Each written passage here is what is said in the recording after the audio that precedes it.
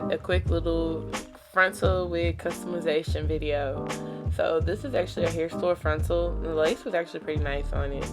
The hairline's a little, I'm not gonna say thick, it's not like super dense, but we're gonna pluck it anyway. But first, before I make the wig, I'm gonna go ahead and resize the cap. I know I've never worked with like the white or cream wig cap before, but I was making a 613 wig, so I said why not. So first, I'm just gonna make sure that the frontal is actually like positioned correctly on the cap. Y'all, this took me like forever. Just really took me forever to do this. I don't know why. Working with hair store frontals, they just are like hard, bro, I swear. So now I'm gonna trace my line so I know where my frontal lays. I'm really gonna leave it on there though while I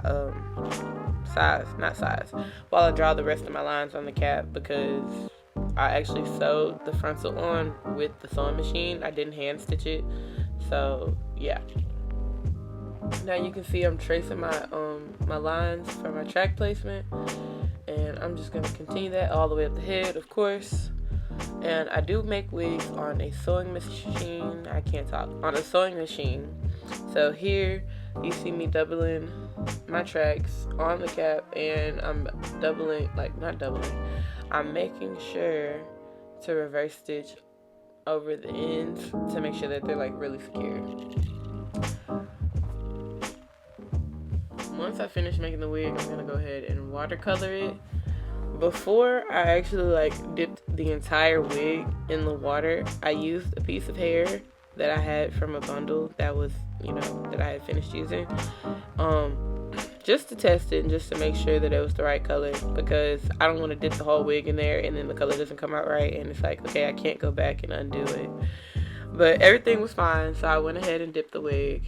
And yeah, just when you're watercoloring hair, you have to be really thorough. Like, even though it's still an easier method than hand painting the hair, you still have to like open the wig up, dip it inside, move the wig around, make sure you don't tint the lace. Like, it's a process. Each coloring steps have their own pros and cons, and watercoloring, I don't even know, y'all. For certain things, I still prefer to watercolor before I hand paint hair. Yeah. I didn't actually tint the lace with this for some reason. It just, God blessed me. Now I'm plucking the lace. I always pull out the first part of the hairline and just work my way like that. Honestly, I'm not the greatest at plucking. I'm really not. But I'm learning. So y'all can learn with me. I'm gonna try to get a lot of the density out of the front of it at least, and try to give it like a more natural look. I honestly feel like with the wig having been purple, it might have made it a little harder for me to pluck. And honestly, I'm blind, so it looked better than what it did when it started.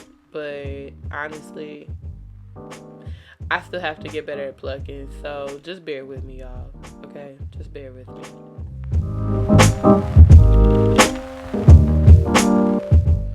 So this is what it looked like once I finished. Honestly, I see a huge difference between the two. Still gotta get better, but nevertheless, it is what it is. And this is the final look. She loved it, I loved it. This is like a huge, just a huge growth moment. I actually I'll show y'all